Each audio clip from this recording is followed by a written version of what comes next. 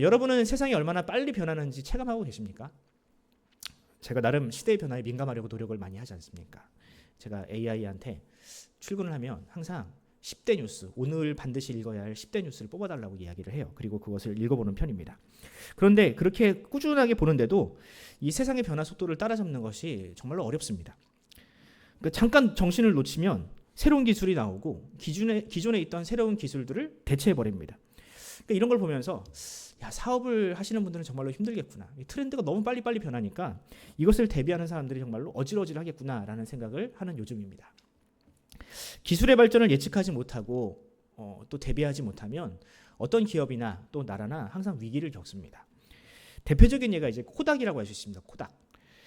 한때 카메라 필름계를 시장을 지배했던 이 코닥은 디지털 카메라와 또 스마트폰이 등장한 이후에도 이 낡은 필름 사업을 고집하고 미련을 버리지 못했다고 하더라고요. 경영진들은 이 디지털 사진이 한때 지나가는 유행이다. 이거 시간이 지나면 다 다시 필름으로 돌아온다라고 생각을 했다고 합니다. 결국 그 오판으로 인해서 2012년 이 파산 신청을 하게 됩니다. 이 코닥이. 물론 최근 들어서 다시 아날로그 감성이 유행을 해서 필름이 다시금 많이 팔리고 있다. 그래서 활기를 띠고 있다라는 이야기가 있지만 코닥은 과거에 자신들이 했던 실수를 반복하지 않기 위해서 지금은 옷이나 신발 브랜드로 이렇게 사업을 확장하고 있다고 하더라고요. 시대의 변화를 읽지 못했던 기업 이야기를 하나 더 해보겠습니다. 여러분 혹시 이제 블록버스터라는 이야기를 들어보셨습니까? 블록버스터. 예. 우리가 흔히 제작비를 왕창 어마어마하게 쏟아부은 그런 영화, 대형 영화들을 보면서 블록버스터급이다 이런 이야기를 하지 않습니까?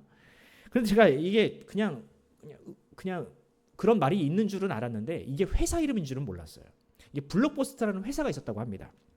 이 회사가 어떤 회사냐면 1990년대에 영화를 비디오나 DVD로 보던 시절이 있지 않았습니까? 그걸 또 이제 대여해주는 대여점이 있었잖아요. 이 블록버스터가 그런 비디오를 대여하면서 돈을 많이 벌었다는 회사라고 합니다. 그런데 이 블록버스터 역시 코닥과 같이 시대의 변화와 흐름을 읽지 못했다고 하더라고요.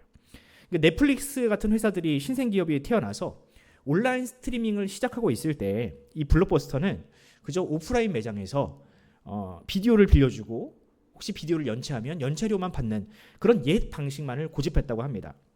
그러다가 결국 사람들이 다 넷플릭스로 더 저렴하고 더 편한 이 시장으로 다 썰문처럼 빠져나갈 때 그 변화를 거절했던 블록버스터는 결국 2010년에 파산을 하고 말았다고 합니다. 여러분 이렇듯 세상은 지금 변화에서 살아남을 것이냐 아니면 변화를 거부하다가 사람들에게 잊혀질 것이냐 그 치열한 생존 싸움을 벌이고 있습니다.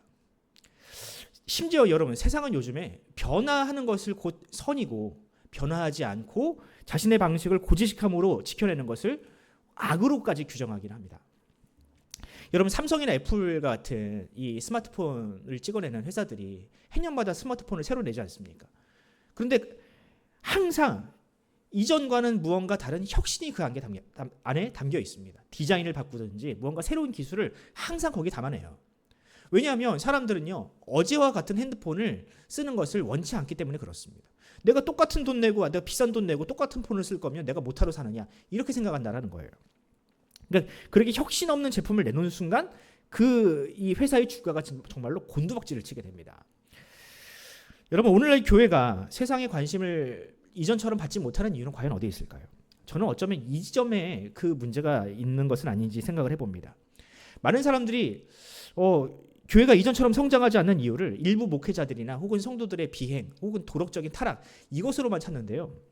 실제로 설문을 해보면 더 많은 사람들이 교회의 수직적인 제도 또 혹은 목회자나 성도들의 삶의 태도가 너무 고지식하고 옛 방식이다. 낡고 경직되어 있기 때문이라고 답을 합니다.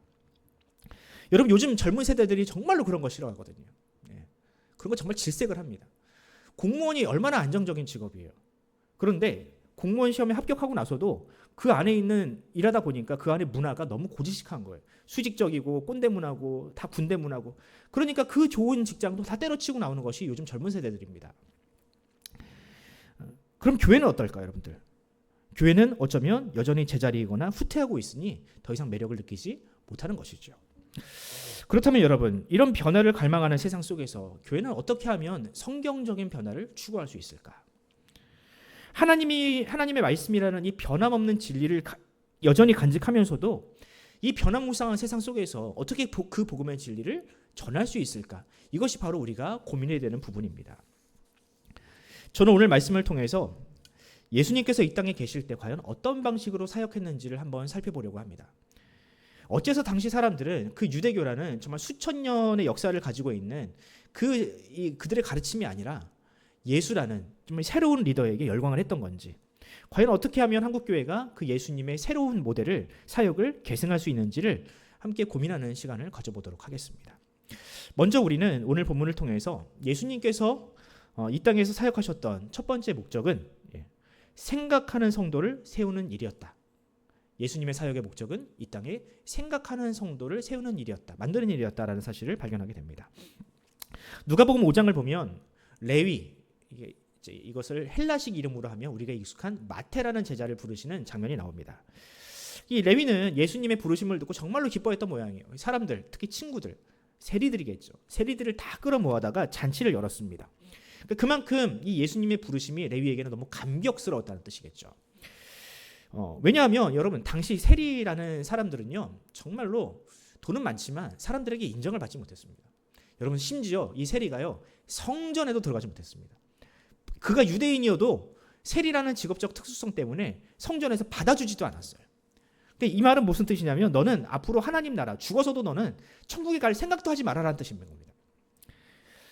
그런데 당시 한창 이름을 날리는 랍비이자 선지자로 인정받는 예수라는 사람이 찾아와서 너 내 제자 해라 라고 이야기를 하시니 이것이 얼마나 감격스러운 일입니까? 이 말은 너도 이제 하나님의 백성이다, 너도 이제 천국의 일원이다 라는 선언과 다름이 없었던 것입니다. 그런데 이런 예수님의 파격적인 행보에 유대교 지도자들은 좀 많이 불편했습니다. 왜냐하면 당시 세리들의 이 잔치는요, 그 시대 사람들이 바라볼 때는, 우리 시대가 빗대서 얘기를 하면 일종의 큐어 축제나 마찬가지였던 겁니다. 큐어 축제. 죄인들이 모여서, 하나님 백성들이 아닌 죄인들이 모여서 자기들끼리 막 웃고 떠들고 즐기는 그런 모습이 마치 오늘날 볼 때 큐어 축제를 바라보듯이 그들도 그런 잔치를 바라봤을 거라는 거죠. 그러니까 유대인들에게 세리는 그만큼 문둥병자만큼 더러운 존재들이었던 겁니다. 그런데 어떻게 예수라는 랍비가 그들에게 찾아가서 그들과 함께 먹고 마시며 그들과 친구가 되어서 웃고 즐길 수 있느냐라고 생각을 했다는 거죠. 이것은 당시 유대교의 가르침과는 정면으로 위배되는 일이었습니다. 그래서 랍비들이, 이 바리새인들이 예수를 찾아가서 다음과 같이 이야기를 합니다. 누가복음 5장 33절 우리가 같이 한 목소리 읽어볼까요? 같이 시작. 그들이 예수께 말하되 요한의 제자는 자주 금식하며 기도하고 바리새인의 제자들도 또한 그리하되 당신의 제자들은 먹고 마시나이다. 여러분, 이 말을 제가 조금 더 거칠게 표현을 하자면 이렇게 이해할 수 있습니다. 자고로 유대교의 지도자라면 금식을 자주 해야 된다. 너처럼 세리들이 주는 그 더러운 음식을 넙죽넙죽 받아 먹으면 안 되는 거다. 그러니까 네가 욕을 먹는 거다라고 지금 예수님을 향하여 비난하고 있는 겁니다. 그러면서 누구를 언급하느냐? 본문을 보면 세례 요한을 언급합니다. 세례 요한. 그죠? 세례 요한과 그 제자들은 자주 금식한다. 여러분, 바리새인들이 설마 세례 요한을 존경해서 이런 말을 하는 건 아니겠죠? 이거는 굉장히 정치적인 용어입니다, 여러분. 제가 정치 얘기를 웬만하면 안 하려고 그러는데 정치인들이 자주 사용하는 용어 중에 이런 말들이 많습니다. 우리나라 정치인들도 상대당을 비판할 때 그런 말들을 많이 하잖아요. 노무현 때도 안 그랬다. 박근혜도 이 정도는 아니었다. 이런 얘기를 자주 하지 않습니까? 똑같은 겁니다. 그러니까 보수적인 바리새인들의 입장에서는 세례 요한은 그야말로 진보의 우두머리를 할 수 있는데, 그런 요한조차도 금식하는데 예수 네가 뭐라고, 너는 금식 안 하느냐, 이런 식으로 지금 따져 묻고 있는 겁니다. 바리새인들의 이런 비난에 예수님은 다음과 같이 답하십니다. 누가복음 5장 34절과 35절 한번 읽어볼까요? 같이 시작. 예수께서 그들에게 이르시되 친함과 함께 있을 때에 너희가 그 손님으로 금식하게 할 수 있느냐? 그러나 그날에 이르러 그들이 신랑을 빼앗기리니 그날에는 금식할 것이니라. 예수님은 금식 자체가 나쁘다는 이야기를 하지는 않으십니다. 하지만 지금은 신랑 대신 예수께서, 하나님의 아들이 이 땅 가운데 내려와서 오히려 잔치를 해야 되는 날인데 금식이 웬 말이냐? 지금은 금식이 아니라 기뻐해야 할 때다라고 이야기를 하신 겁니다. 즉 금식도 때와 장소에 맞게 해야 된다는 거예요. 생각을 좀 하면서 금식을 해야 되는데 니들은 무턱대고 금식만 한다는 거죠. 예수님의 지적처럼 당시 바리새인들은 금식을 크게 오용 혹은 남용했습니다. 그들은 자신이 금식을 하는 것을 자신의 경건으로 자신이 얼마나 대단한 사람인지를 뽐내는 수단으로 사용을 했습니다. 금식을 왜 해야 하는지, 언제 금식을 해야 하는지에 대한 고민은 전혀 하지 않았다는 거예요. 그저 누군가를 훈계하고 싶을 때 너 금식해? 금식도 안 해? 너 반성 좀 해야 되겠어. 상대보다 자신이 우위에 있음을 확인하고 싶을 때 이렇게 금식이라는 무기를 꺼내들었다는 거죠. 여러분 이걸 요즘 말로 하면 뭐라고 표현할 수 있을까요? 라떼는 말이야. 그죠? 비슷한 겁니다. 그때도 바리새인들이 라떼는 말이야를 지금 이야기하고 있다는 거예요. 그럼 여러분들 바리새인들이 그런 금식이죠, 금식. 그런 금식을 하나님께서 기뻐하셨을까? 하나님께서 그런 그들의 금식을 기뻐하셨을까? 아니요. 그것은 그저 하나님 입장에서는 단식에 불과했습니다. 그럼 여러분 참된 금식이란 과연 무엇일까? 성경에서 금식에 대해서 가장 명확하게 정의를 내리고 있는 본문이 있다면 아마도 이사야서 58장일 겁니다. 58장 3절로 7절을 보면 금식에 대해서 굉장히 자세하게 설명을 하는데 그중에 제가 6절만 한번 읽어드리도록 하겠습니다. 6절입니다. 제가 읽겠습니다. 내가 기뻐하는 금식은 흉악의 결박을 풀어주며 멍에의 줄을 끌어주며 압제에 당하는 자를 자유케 하며 모든 멍에를 꺾는 것이 아니겠느냐. 이게 금식이라는 거예요. 네. 단순히 안 먹는 게 금식이 아니라 흉악의 굴레로부터 죄로부터 벗어나는 것이 금식이라는 겁니다. 그러니까 즉 음식이라는 이 유혹을 차단하고 이 음식이 주는 욕심, 아주 사람의 근본적인 죄부터 끊어내는 단절하는 그것으로부터 자유를 얻는 것이 바로 금식의 목적이라는 겁니다. 자신이 금식한다고 자랑하기 위해서 다른 사람을 부담스럽게 하기 위해서 금식하는 것은 금식의 목적과는 전혀 상관없는 뜻이라는 거예요. 그럼 여러분들 이사야가 정의하는 이 금식, 흉악의 결박을 풀어주는 이 금식 과연 누가 있습니까? 바로 예수님이 그 금식을 하고 계십니다. 바리새인들이 그저 음식을 먹지 않는 육체적인 금식에 집착하고 있을 때 예수님은 자신의 생명을 끊어내심으로 그것을 버리심으로 다른 사람들로 하여금 생명을 얻게 하는 진정한 의미의 금식을 예수님께서 하고 계십니다.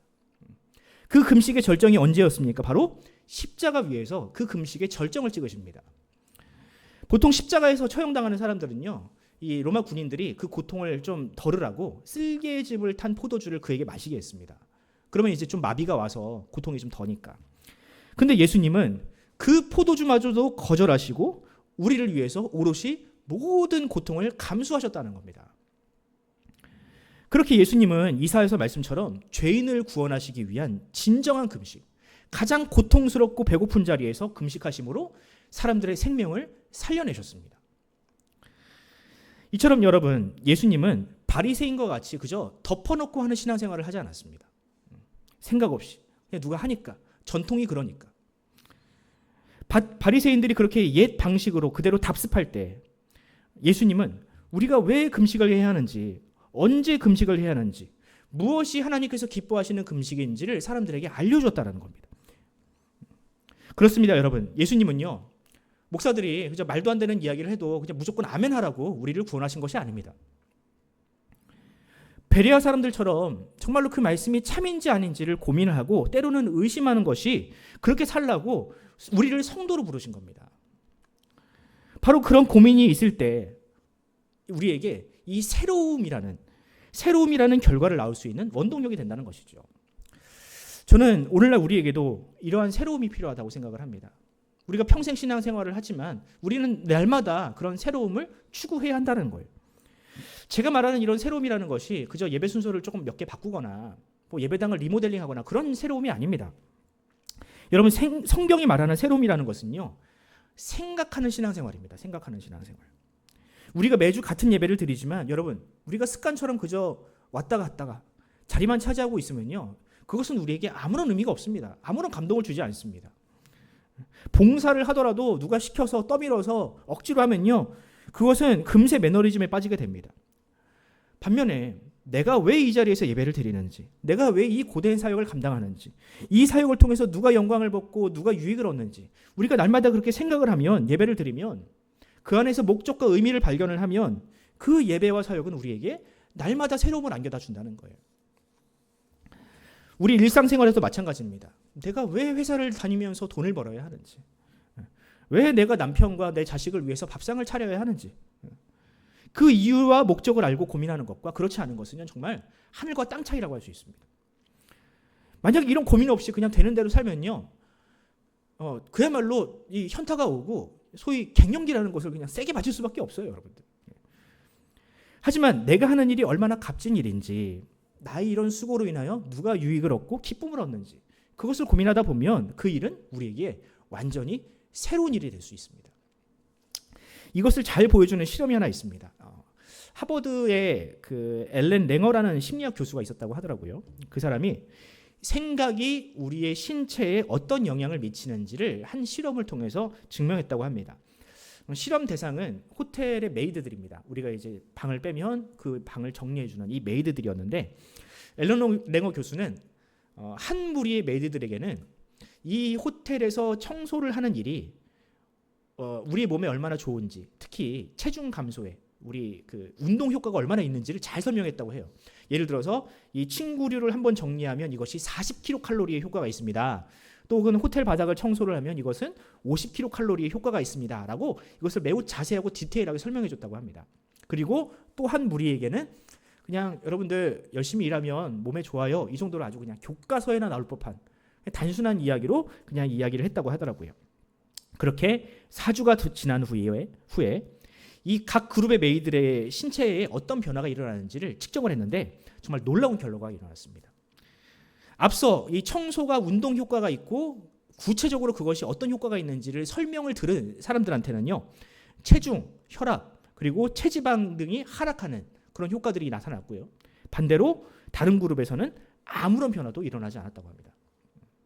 똑같은 일을 했는데 생각하면서 일한 사람과 생각하지 않았던 사람들에게서 이만큼의 차이가 일어났다는 거예요. 여러분, 이 결과가 우리에게 가져다주는 교훈은 무엇입니까? 우리가 어떤 생각을 하는지에 따라서 우리의 삶이 달라진다는 겁니다. 같은 모습으로 신앙생활을 하더라도 생각 없이 그저 남들이 하는 그대로 그것을 따라하는 신앙생활이 아니라 그것을 생각을 하면서 내 신앙생활에 어떤 목적과 의미가 있는지를 생각하면서 하는 신앙생활은 정말로 어마어마한 차이가 나타난다는 거예요. 그 생각이 비로소 우리에게 새로운 신앙 경험을 하게 된다는 거죠. 그러므로 사랑하는 성도 여러분, 여러분들이 지금 설교를 듣고 또 앞으로도 무수한 설교를 듣지 않겠습니까? 그리고 또 여러분들이 말씀을 읽지 않겠습니까?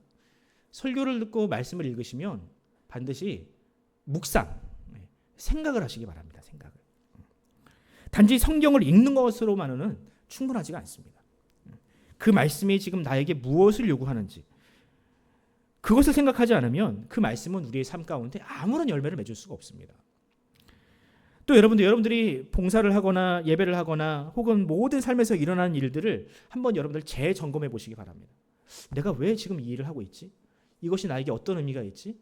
이것이 지금 우리 교회와 우리 공동체에 무슨 유익이 있지? 라는 고민을 한번 재점검해 보시기 바랍니다.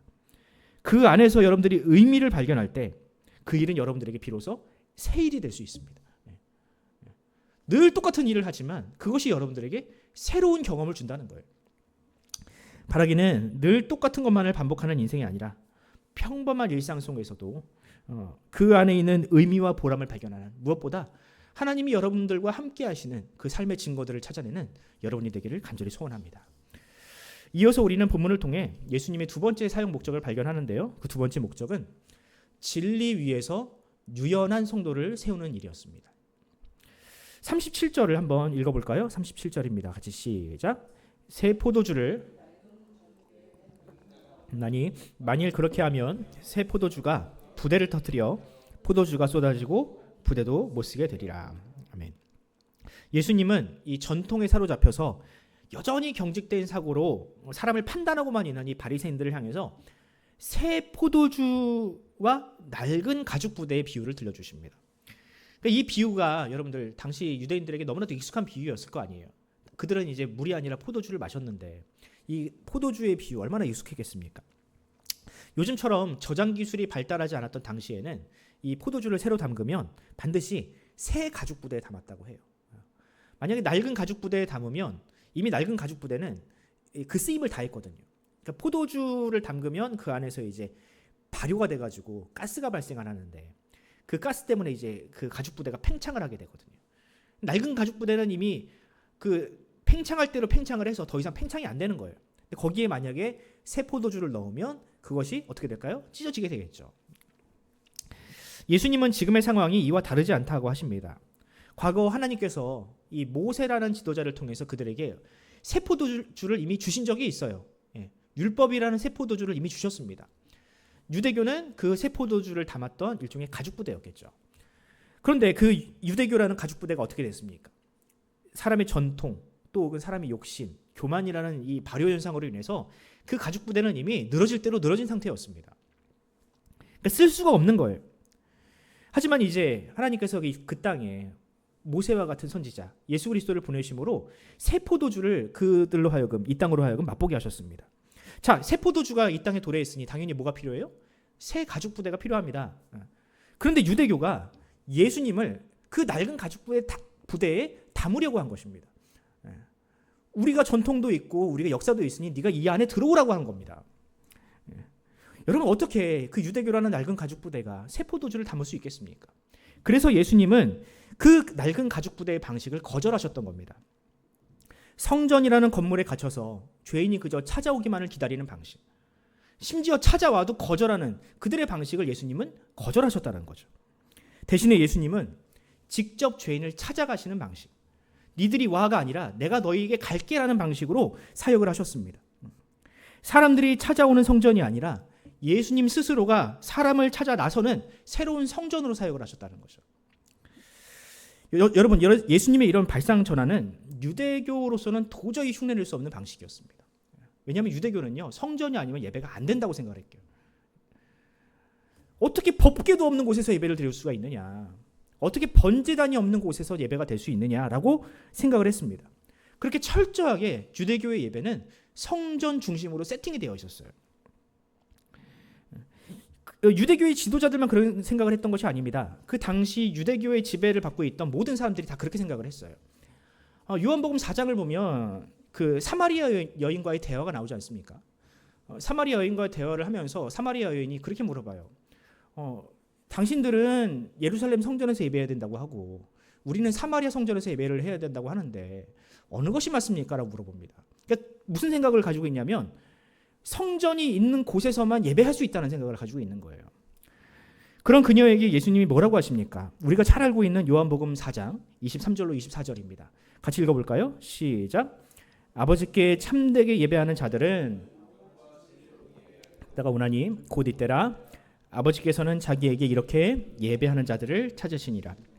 하나님은 영이시니 예배하는 자가 영과 진리로 예배할지니라. 아멘. 무슨 뜻입니까? 성전이 없어도 괜찮다는 겁니다. 하나님이 영이 함께 하시는 사람이라면 그가 있는 곳 모든 곳이 다 예배의 장소가 된다는 겁니다.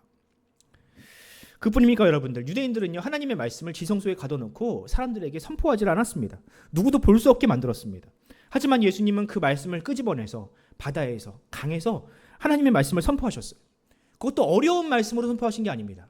어린아이도 이해할 수 있는 비유로 하나님의 말씀을 선포하셨어요. 또 예수님은 공공연하게 저 성전을 헐어버려라, 내가 3일 만에 다시 세우겠다라고 말씀을 하시면서 이제 더 이상 건물로서의 성전의 시대는 끝났다라고 예수님께서는 말씀을 하셨습니다. 여러분, 이처럼 예수님은 새 포도즙을, 그러니까 새 복음을 담을 수 있는 새 가죽 부대를 준비하셨습니다. 건물로서의 성전이 아니라 예수라는 복음, 십자가 대속이라는 새 포도주를 담을 수 있는 새로운 그릇을 준비하셨다라는 겁니다. 그 가죽 부대가 과연 누구입니까? 새로운 성전의 역할을 할 사람들이 과연 누구입니까? 바로 저와 여러분들, 교회와 성도들입니다. 교회와 성도는 예수님께서 준비하신 새 가죽 부대입니다. 이전의 성전은 건물이기에 그 후미진 곳, 사람이 정말로 필요로 하는 곳들을 찾아다닐 수가 없었습니다. 하지만 새로운 성전인 우리는 그 어디라도 갈 수 있습니다. 복음이 필요한 그 어디라도 우리는 찾아갈 수 있습니다. 하나님의 말씀을 바다 건너 지구 반대편이라도 하나님의 말씀과 그 영원한 재물 대신 예수 그리스도를 우리가 운반할 수가 있는 겁니다. 그럼 여러분들, 오늘날 교회는 과연 어떨까요? 과연 예수님께서 보여주신 그 새로운 방식, 새로운 모형, 새 가죽 부대로 우리가 살고 있습니까? 아니면 유대교가 하던 그 낡은 방식, 그 고루한 방식을 고수하고 있습니까? 안타깝게도 오늘의 교회는 사람이 찾아오기만을 기다리는 교회, 그런 유대교의 낡은 가죽 부대 방식을 따르고 있는지도 모릅니다. 우리에게 진리가 있으니 구원을 받고 싶으면 교회에 오세요.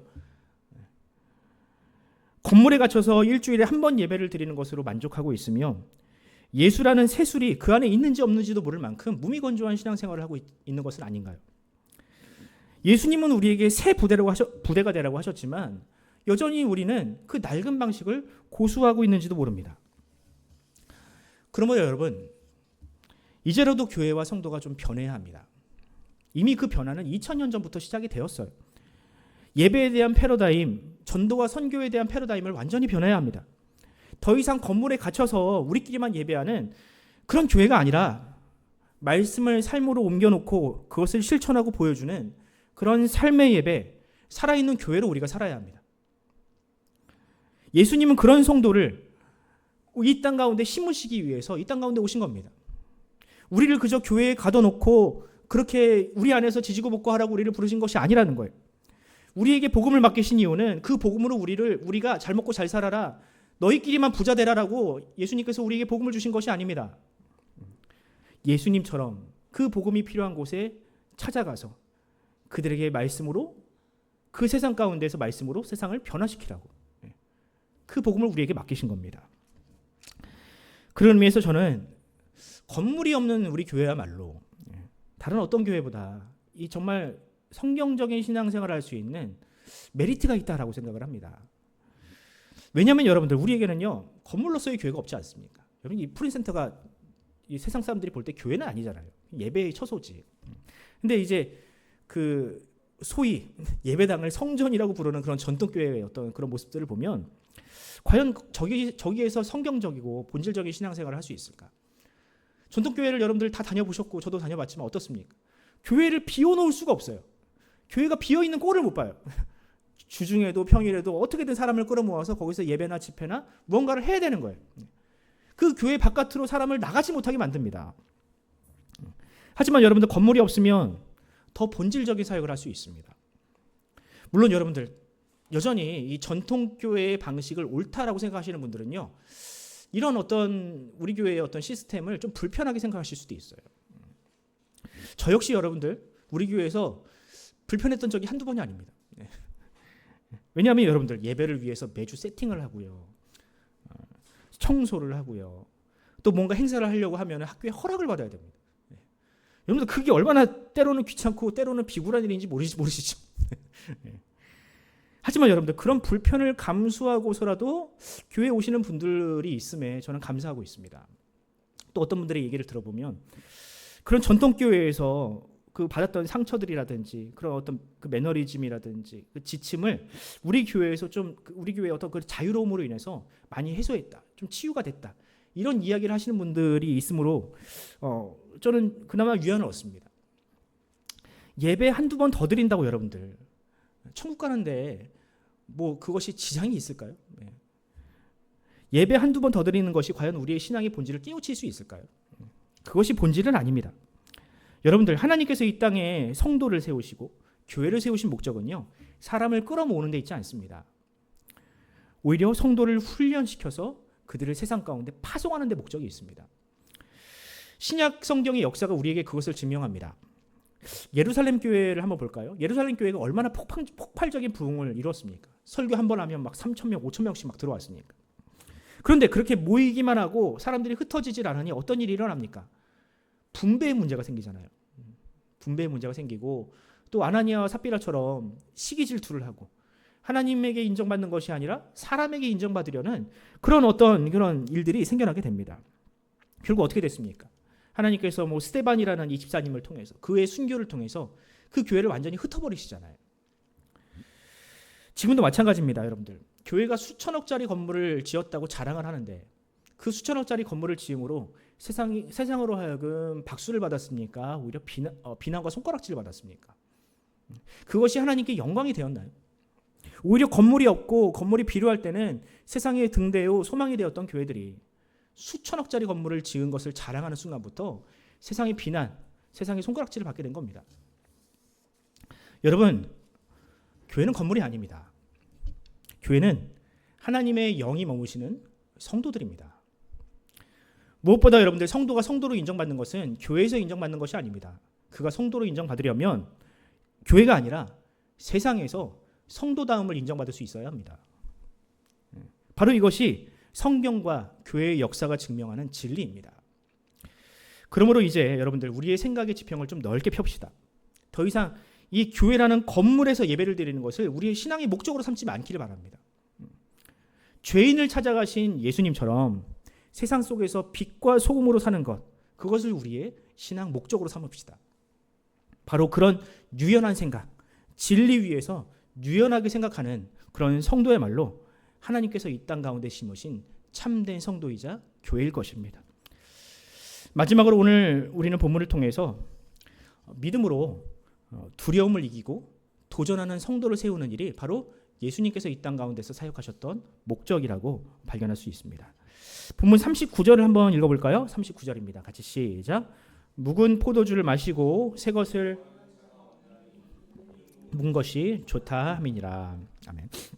예수님은 바리새인과 유대인들에게, 유대 지도자들에게 새 포도주를 권하십니다. 자, 이것이 하나님께서 원하시는 새 포도주야. 이것 좀 마셔봐라. 옛 것을 좀 버리고 그 낡은 것 좀 버리고 좀 새로운 것 좀 도전해봐라. 하지만 유대교 지도자들은 그 예수님의 변화의 요구를 거절했습니다. 그들은 여전히 전통적인 방식을 고수했고 그 변화를 주도하던 예수님을 십자가에 못 박아 죽여버렸습니다. 그럼 왜 그들은 이 예수라는 새 포도주를 거절했을까? 받아들이지 않았을까? 저는 그 이유를 두려움 혹은 불안 때문이었다라고 생각을 합니다. 바리새인들이 예수님을 하나님의 아들로 믿지 않았죠. 그가 일으킬 긍정적인 변화를 받아들일 수가 없었습니다. 어떤 변화가 일어날지 예측하지 못했습니다. 오히려 그들에게는 예수라는 사람으로 인해서 일어날 변화를 두려워했어요. 혹시 이 예수라는 사람이 변화를 일으켜서 유대교의 어떤 그 갖은 부패들이라든지 죄악들을 들춰내면 내가 가지고 있는 기득권들이 사라질까 봐 그것을 두려워했습니다. 혹시라도 자신들이 조금이라도 변화되면 와, 예수라는 사람이 한 말이 맞나 보다라고 하면서 자신들을 따르던 팬덤이 다 그쪽으로 몰려갈까 봐 바리새인들과 유대교 지도자들은 그것을 두려워했습니다. 이 두려움에 기름을 부은 사건이 있었는데 그게 바로 성전 정결 사건입니다. 그동안 그들은요, 성전에서 나오는 막대한 수입으로 자신들의 기득권을 유지했었거든요.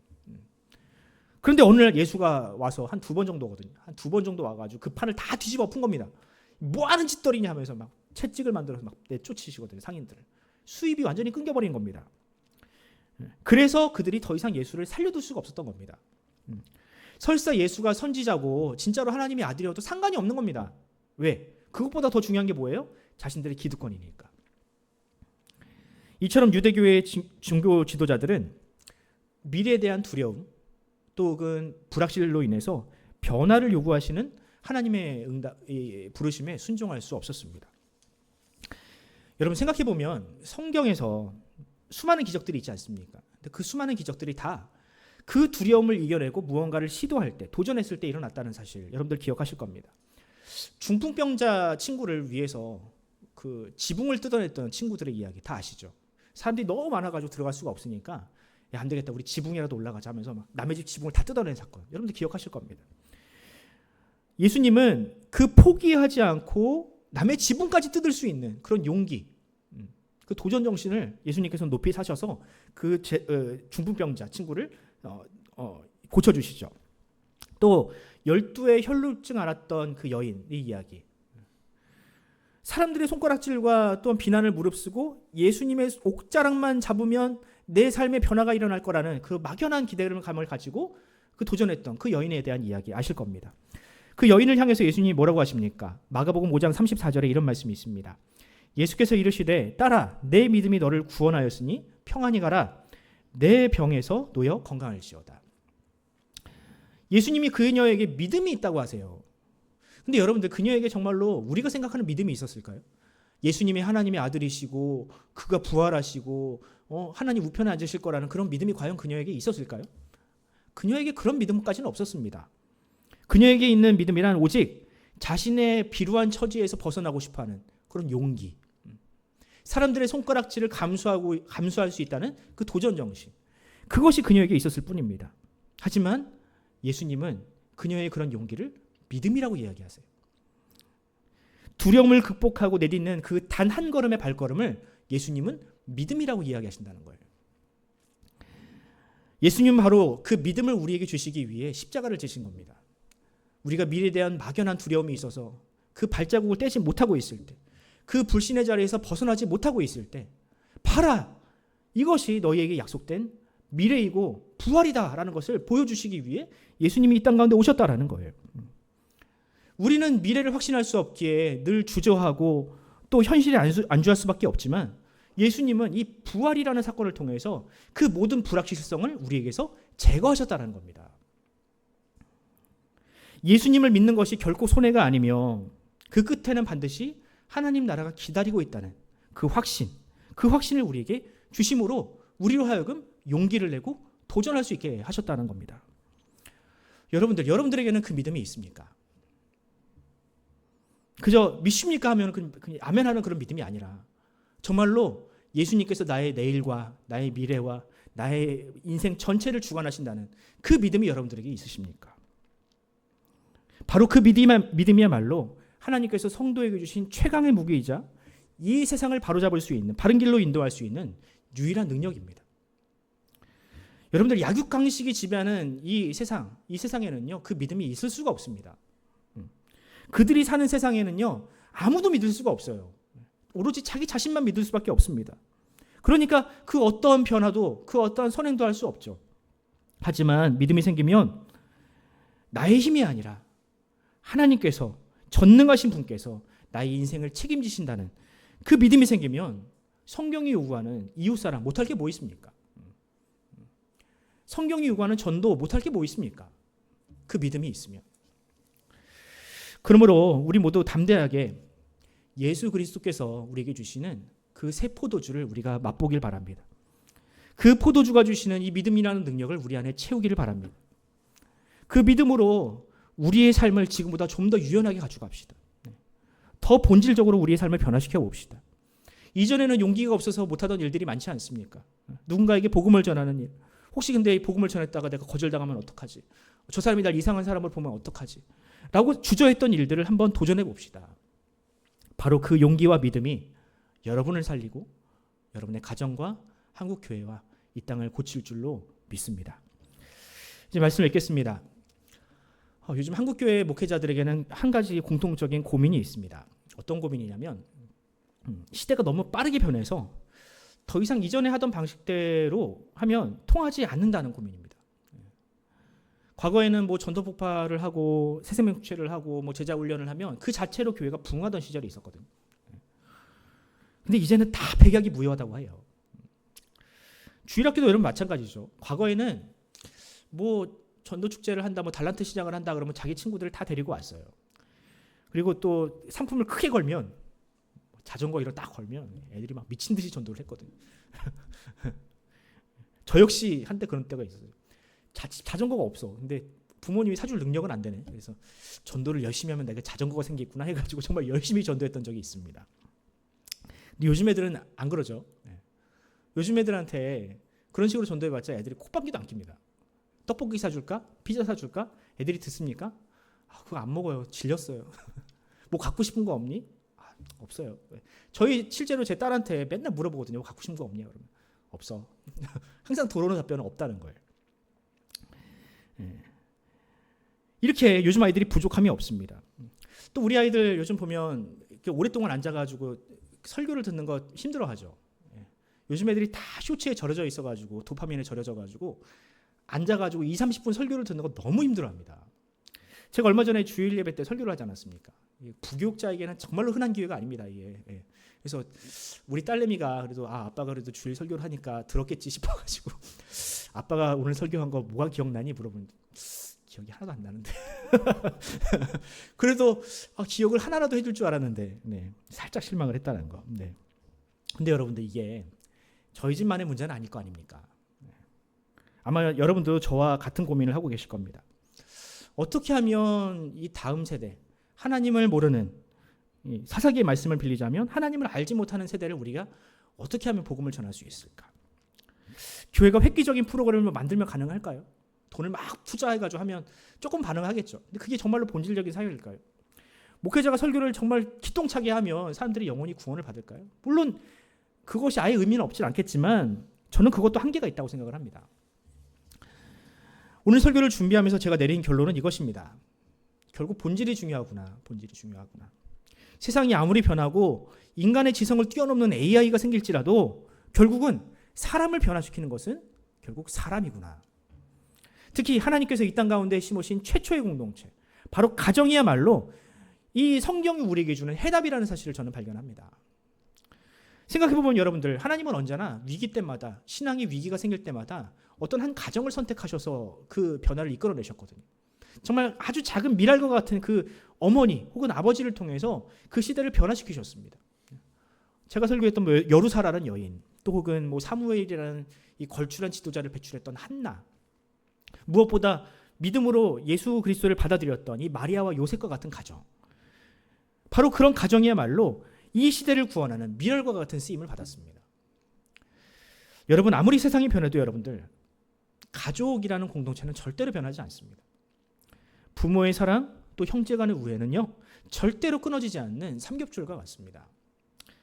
물론 여러분들, 때때로는 부모가 자녀의 신앙에 걸림돌이 될 수도 있어요. 하지만 여러분들, 우리 부모가 변한다면, 오늘 말씀처럼 우리 부모가 조금 더 유연해질 수만 있다면, 복음으로 굳게 서서 날마다 말씀으로 묵상하면서도 생각하는 부모가 될 수 있다면, 진리를 사모함으로 날마다 묵상하는 부모, 세상의 도전 앞에서 믿음으로 용감하게 도전하는 부모가 있다면, 우리가 그렇게 변할 수 있다면, 이 세포도주를 잡아내는 하나님의 그릇이 될 수 있다면 이 땅에는 반드시 희망이 있습니다. 우리 가정이 그런 궁극적인 변화를 이뤄낼 수 있다면 저는 많은 사람들이 생각하는 그런 부정적인 미래는 절대로 오지 않을 거라 생각을 합니다. 바라기는 저와 여러분이, 그리고 우리 가정이, 우리 교회가 그런 교회가 되길 바랍니다. 이 세상의 정말 큰 파도 앞에서 하나님의 말씀으로 흔들리지 않는 공동체.